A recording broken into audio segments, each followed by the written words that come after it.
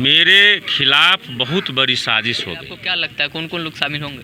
समय आने पर हम बताएंगे। जो अभी बात का खुलासा नहीं अभी करें। इस बात का हम खुलासा लेकिन आप जान रहे हैं। हम समझ रहे हैं जो कौन कौन लोग इसमें इस पाप में शागिर मामला बहुत बड़े लोगों से संबंध रखता है, इसीलिए हम उन तक पहुंच पाएंगे कि नहीं पहुंच पाएंगे।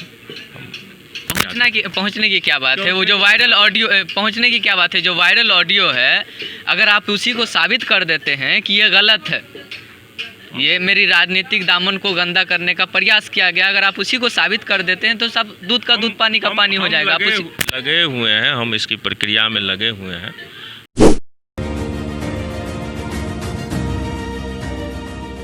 नमस्कार, मैं हूं आफ्ताब आलम। स्वागत है आपका हमारे चैनल पर।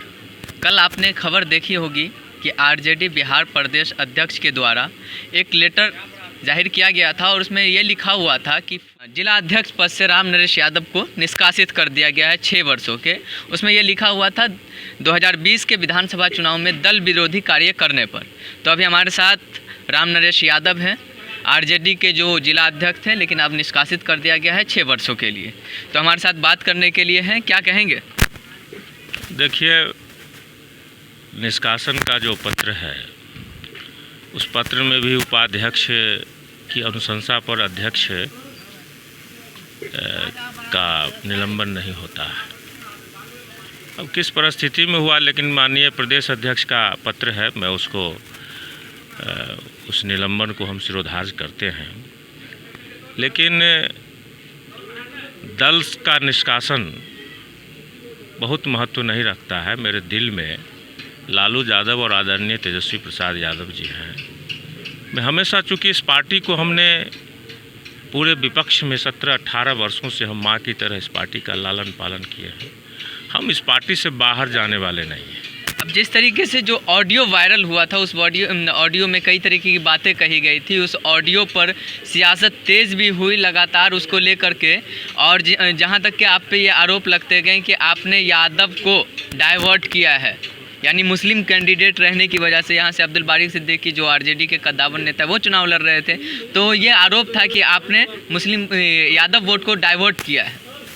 एक भी जगह हमारे पास पूरे विधानसभा क्षेत्र का एक एक मतदान केंद्र का ब्यौरा मेरे पास है। कहीं भी जो जितना वोट पहले मिलता था, यहाँ पहले पिछली बार फराज फातमी भी चुनाव लड़े थे, उनको लगभग 60% वोट मिला था यादवों का, क्योंकि अशोक यादव उम्मीदवार थे। लेकिन इस बार तो लगभग 80% वोट सिद्दीकी साहब को मिला है। और फिर इस तरह का आरोप तो निराधार आरोप है, कहीं भी सत्यता नहीं है। लोग पूर्वाग्रह से ग्रसित होकर के इस तरह का किसी समाज पर आरोप लगा रहे हैं जो मुझको वोट नहीं मिला। आप एक एक वोट दिखाइए, पूरे विधानसभा क्षेत्र का ब्यौरा ले लीजिए। कहीं भी एक भी गांव है जहां 80% वोट राजद को नहीं मिला है। अगर नहीं मिला है तो हम राजनीति से संन्यास ले लेंगे। खैर, ये तो वोट की बात थी। जहाँ तक के ऑडियो, वायरल ऑडियो की बात हुई थी, इससे पहले भी हमने आपसे पूछा था, तो आपने वायरल ऑडियो को सरासर खारिज किया था। तो ये बताइए, हकीकत में वायरल ऑडियो की क्या मसला था? आपने उस समय भी कही थी हम जांच के लिए इसको कर रहे हैं, तो अभी तक कोई ये नहीं आया। देखिए, पूरी प्रामाणिकता इस ऑडियो की है नहीं। हम आज भी कह रहे हैं और मरते दम तक हम कहेंगे, जो मेरे खिलाफ बहुत बड़ी साजिश हो गई और मेरे जैसा गरीब वर्कर जो विधानसभा चुनाव लड़ने का ख्वाब देखा और अपनी मजदूरी मांगा, आज उसी का परिणाम है जो हमको इस साजिश, और इस साजिश में बड़े बड़े लोगों का हाथ है। हम समय आने पर इसका खुलासा करेंगे, जो किन लोगों ने मिल कर के मेरे खिलाफ इस तरह की साजिश रची है और मेरा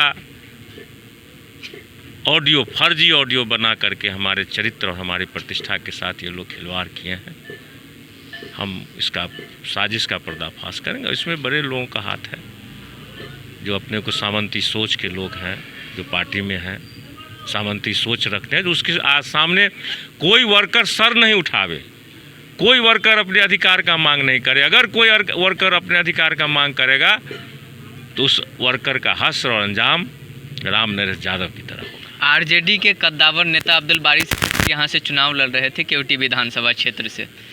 आरजेडी के नेता अब्दुल बारी सिद्दीकी के प्रति आपका पहले कैसा स्वभाव था और निष्कासित के बाद कैसा स्वभाव है?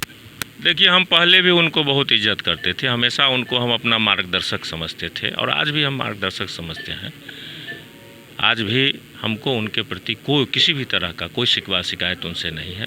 लेकिन जो लोग इस षड्यंत्र में शामिल हैं, हम तो बहुत छोटे आदमी हैं, गरीब आदमी हैं, हम बहुत नहीं कहेंगे, लेकिन इज्जत और जिल्लत ऊपर वाला देता है। हम ऊपर वाले पर भरोसा किए हुए हैं, जो वही इज्जत देगा वही जिल्लत देगा। जो लोग इस षड्यंत्र में शामिल, आपको क्या लगता है कौन कौन लोग शामिल होंगे? समय आने पर हम बताएंगे। जो अभी बात का खुलासा नहीं अभी इस बात का हम खुलासा, लेकिन आप जान रहे हैं, हम समझ रहे हैं जो कौन कौन लोग इसमें इस पाप में शागिर्द हैं और इस तरह का काम किए हैं। हम सारे लोगों को चिन्हित करते हैं।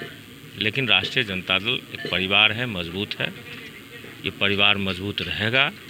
इसमें किसी तरह के लोगों का जो नापाक इरादा से कुछ लोग गलत लिख रहे हैं वो सब कुछ नहीं होगा और ये परिवार मजबूत है। और राष्ट्रीय जनता दल के प्रति मेरी भी आज भी श्रद्धा है। और भले ही हम आधिकारिक रूप से अभी उसके सदस्य नहीं हैं, लेकिन मेरे दिल में प्रतिछाया माननीय नेता लालू प्रसाद यादव का है, तेजस्वी यादव का है। हमारी सिर्फ एक ही इच्छा है, जो बिहार में तेजस्वी यादव मुख्यमंत्री बने और बिहार में गरीब गुरबा शोषित पीड़ित समाज का कोई बेटा मुख्यमंत्री हो। निष्कासन के बाद भी ये बना हुआ। निष्कासन के बाद भी आप दल से निष्कासित कर सकते हैं, दिल से किसी को आप निष्कासन नहीं करते, ये तो किसी को अधिकार नहीं है। दल से आप हमको निकाल सकते हैं, लेकिन दिल में जो हमारे दिल में जो श्रद्धा है उस दिल से आप किसी को नहीं निकाल सकते। तो क्या आप आगे उस वायरल ऑडियो को, ये आपकी कोशिश रहेगी कि उस वायरल ऑडियो को जांच कराने के बाद, गलत साबित करने के बाद एक बार फिर से आप दल में वापसी करें? हम इस पर हम सोच रहे हैं और जहाँ तक होगा। अब तो इसमें तो बड़े बड़े लोगों की साजिश है, हम कहाँ तक उनसे हम हाथ में हाथ मिला सकते हैं, ये तो हमारी कैपेसिटी भी उतनी नहीं है। लेकिन हम प्रयास में हैं जो इसका हम खुलासा करें। अगर आप सत्ते पे अड़ी होंगे तो जाहिर सी बात है आप ऑडियो को आप जांच करवाएंगे। मेरे बारे में, मेरे चरित्र के बारे में, आप पूरे इलाका में मेरा कोई आज 2 दिन 4 दिन का राजनीतिक जीवन नहीं है। हम 30 वर्षों से, बहुत छोटी उम्र से हम राजनीति में हैं और हम सरवर साहब के समय से आज तक, मैं इतने वर्षों से, लगभग 17-18 वर्षों से मैं जिला का अध्यक्ष हूँ। हम तो किसी को रे भी नहीं कहते हैं। और मेरे बारे में कभी आप मेरे समाज में चले जाइए, किसी से पूछिए जो राम नरेश यादव अपने से छोटे को भी कभी रे कहा है। ऐसी न मेरी भाषा है, न मेरा ऐसा व्यवहार है।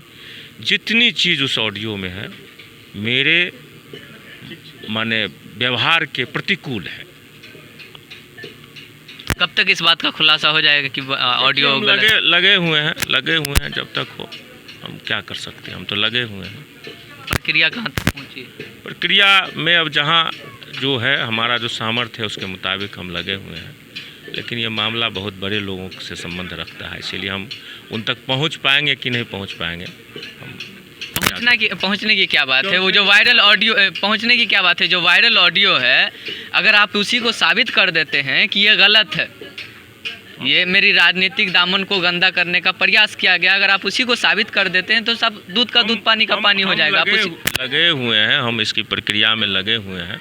हम चाह रहे हैं जो इसकी सत्यता की जांच हो। और अभी तक नहीं बताया गया जो टेलीफोन करने वाला कौन है, कर कौन रहा है, कभी इसको सामने भी नहीं लाया गया। और मेरी आवाज़ पर मेरा फ़ोटो लगा करके, आवाज़ किसकी है पता नहीं है, फ़ोटो लगा के मेरा वायरल किया गया है। उसमें तो कभी ये नहीं बोल रहा है जो मैं राम नरेश यादव बोल रहा हूँ है। कभी आप भी बताइए, आप भी सुने हैं ऑडियो। अगर राम नरेश यादव बोल रहा है तब उसकी प्रामाणिकता को आप सिद्ध कर सकते हैं।